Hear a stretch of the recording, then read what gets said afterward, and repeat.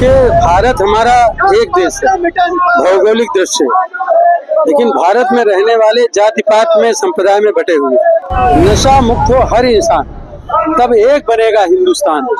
हम भौगोलिक दृष्टि से तो भारत एक है, लेकिन जातीय आधार पे हम एक इंसान बन जाए। और इसके पहले की जो कांग्रेस की सरकार रही तब भी जाति जनगणना होती थी, लेकिन कांग्रेस की सरकार ऐलान नहीं करती थी जाति जनगणना।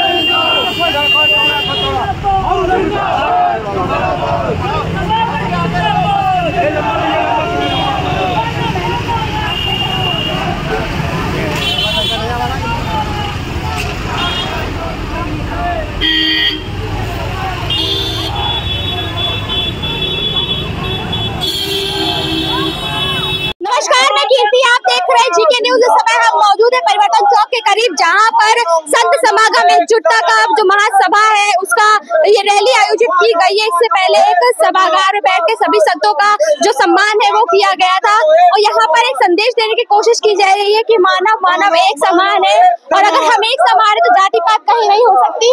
ये जो पूरी रैली है, जो पूरा सभा है, पूर्व केंद्रीय राज्य मंत्री कौशल किशोर के नेतृत्व में आयोजित किया गया था। वो भी यही हमारे साथ मौजूद है, हम उनसे बात करेंगे और जानेंगे कि इस जो रैली आज निकाली गई है, जो कार्यक्रम आयोजित किया गया उसका उद्देश्य क्या है। तो अभी हमारे साथ मौजूद है पूर्व केंद्रीय राज्य मंत्री कौशल किशोर जी। सर, आज इतना बड़ा कार्यक्रम आयोजित किया गया, क्या उद्देश्य है और क्या संदेश देने की कोशिश की जा रही है? देखिए, भारत हमारा एक देश है, भौगोलिक दृष्टि से, लेकिन भारत में रहने वाले जाति पात में संप्रदाय में बटे हुए, संत भी संप्रदाय में बटे हुए हैं, इंसान नहीं बन पा रहे हैं। कोई अपर कास्ट है, कोई बैकवर्ड है, कोई शेड्यूल कास्ट है, अलग अलग तरीके से बटे हुए, और नशा भी बड़े पैमाने पर लोग कर रहे हैं। इसलिए ये सभी वर्ग के, सभी संप्रदाय के संतों का सम्मेलन गांधी भवन सभागार में किया गया, जिसका नाम ही है मानो मानो एक समान, जात पात का मिटे निशान, नशा मुक्त हो हर इंसान, तब एक बनेगा हिंदुस्तान। हम भौगोलिक दृष्टि से तो भारत एक है, लेकिन जातीय आधार पे हम एक इंसान बन जाए, सांप्रदायिक आधार पर हम एक बन जाए, तो भारत, आदरणीय प्रधानमंत्री मोदी जी ने जो कहा है विकसित भारत, आत्मनिर्भर भारत, नशा मुक्त भारत, तो विकसित परिवार भी हो जाएगा, विकसित इंसान भी बनेगा और नशा मुक्त इंसान बनेगा। उसी के लिए आज का इस कार्यक्रम का आयोजन किया गया है। अभी आपने कहा कि प्रधानमंत्री मोदी का भी एक उद्देश्य है कि पूरा भारत एक हो और हम एक साथ मिलकर विकास करें, लेकिन राजनीति में देखा जाए तो जातिवाद के हिसाब से ही अपने वोटर्स लोग साधने की कोशिश करते हैं। राजनीति में तो जातिवाद सबसे ज्यादा है। ये देश के साथ घुन की तरह काम कर रहे हैं। जैसे घुन जो है गेहूं खा जाता है, खुद नहीं मोटा होता, उसी तरीके से जो है ये विपक्ष के लोग जो जातिवाद करने का काम कर रहे हैं, वो जातिवाद के चलते भारत उन्नति नहीं कर पा रहा। यही कारण रहा, चाहे यहाँ किसी का भी राज रहा हो, अंग्रेजों ने भी फूट डालो राज करो का काम निभाया, आज भी कुछ लोग इस तरीके की हरकतें करते हैं और लोगों को जातियों में बांटने का काम कर रहे हैं। तो हमारा जो मकसद है, प्रधानमंत्री मोदी जी का मकसद है कि जात पात के भेदभाव पे नहीं, राष्ट्र की एकजुटता पर, देश की एकता अखंडता पर, विकसित भारत, आत्मनिर्भर भारत बनाने और सभी परिवार के बच्चों को नशे से बचाने के लिए सबको जाति से धर्म से उठ करके एक होना चाहिए। इसीलिए आज का ये संत सम्मेलन और पदयात्रा करने का काम किया जा रहा है। आपके स्लोगन में एक शब्द और कहा गया है कि नशा मुक्त हो हिंदुस्तान। हिंदुस्तान को नशा मुक्त करने के लिए लोग कह रहे हैं कि नशा छोड़ देना चाहिए व्यक्तियों को। मैंने कुछ संतों से बात की, उनका कहना है कि सरकार का इसमें बड़ा योगदान है। अगर वो लाइसेंस नहीं देते हैं तो नशा अपने आप जो है वो बंद हो जाएगा, दुकानें बंद हो जाएंगी, लोगों को मिलेगा नहीं तो नशा छोड़ देंगे। नहीं, ये उनको इस संबंध में ज्ञान नहीं है। शराब की ही दुकानें हैं और भांग की दुकानें हैं। गांजा, अफीम, चरस, कोकीन, ब्राउन शुगर, स्मैक और ड्रग्स की कोई दुकानें नहीं। उसके बाद भी उसके कस्टमर हैं, इसलिए वो सबसे ज्यादा बिकता है, नशा बिकता है। तो वो गलत कह रहे हैं। 1977 से 1980 तक पूरे देश में जो शराब बंद रही और सबसे ज्यादा लोग मरे उसी पीरियड में, सबसे ज्यादा उसी पीरियड में 77 से लेकर 80 तक 2.5 साल में अब तक के सबसे ज्यादा लोगों की मौत नशे के कारण हुई। इसलिए वो उनको इस संबंध में ज्ञान नहीं है और उनको लगता है कि सरकार ये बंद कर देगी तो बंद हो जाएगा। अरे जिसको भूख लगेगी, नशे की तलब लगेगी, वो कहीं कुछ खा लेगा। जिसको नशा नहीं मिल रहा वो आयोडेक्स ले रहा है, वो दूसरी चीजें ले रहा है, ब्रेड में मक्खन की जगह ग्रीस खा रहा है, यहाँ तक के पंच जड़ जोड़ने वाली सिलोचन को खा रहा है, व्हाइटनर को सूंघ रहा है। ये एडिक्शन है।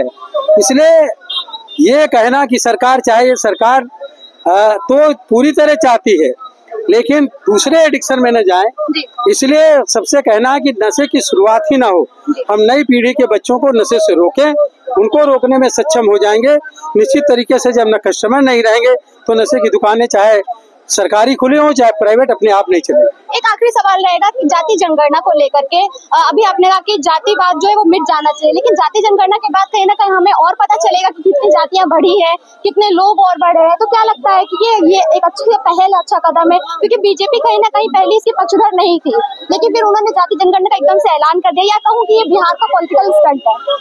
देखिए, जाति जनगणना जब हुई होती तो जाति जनगणना शिक्षा के आधार पर, धर्म के आधार पर पूरी तरह जनगणना होती है, उसका अनाउंसमेंट नहीं किया जाता था। लेकिन ये जो विपक्ष मांग कर रहा है वो गलत मांग कर रहा है और इस मांग को लेकर के जनता के बीच में एक गुस्सा पैदा कर रहा था, आक्रोश पैदा कर रहा था। पिछड़े वर्ग में, दलित वर्ग में ये गुस्सा पैदा करने का प्रयास कर रहे थे। अब जो है माननीय प्रधानमंत्री जी ने ऐलान कर दिया कि ठीक है भाई, जाति जनगणना तो होगी ही, होती ही है।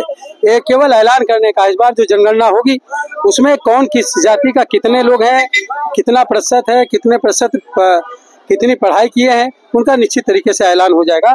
और इसके पहले की जो कांग्रेस की सरकार रही तब भी जाति जनगणना होती थी, लेकिन कांग्रेस की सरकार ऐलान नहीं करती थी जाति जनगणना।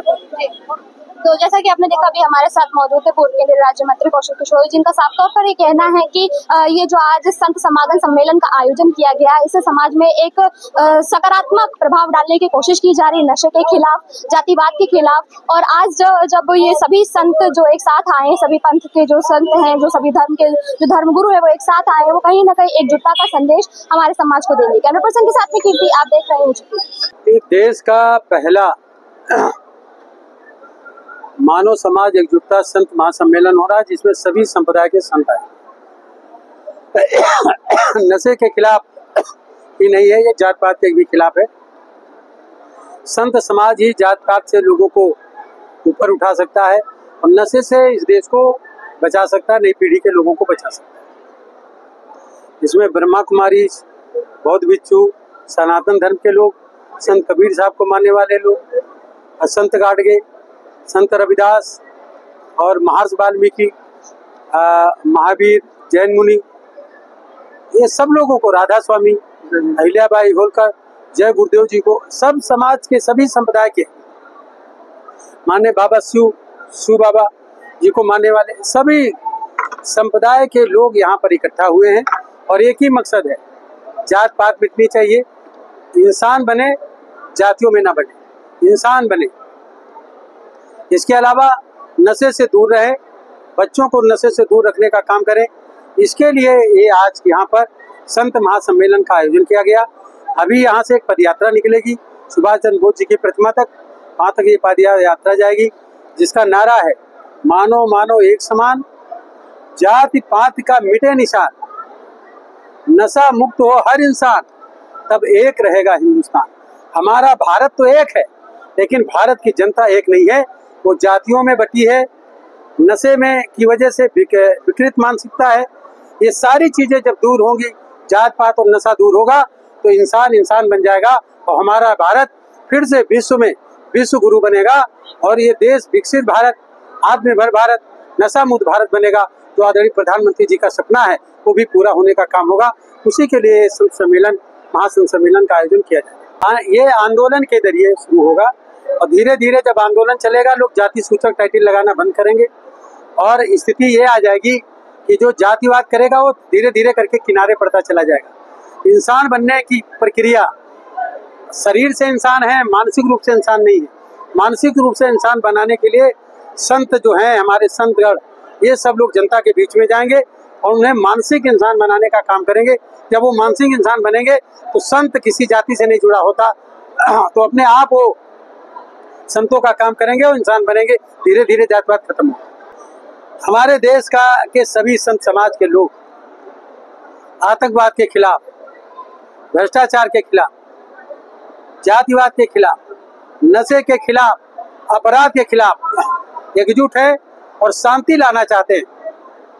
इंसान के अंदर एक आध्यात्मिक रूप से उनके अंदर एक ज्योति पैदा हो, उसके लिए संत हमारे काम करते हैं।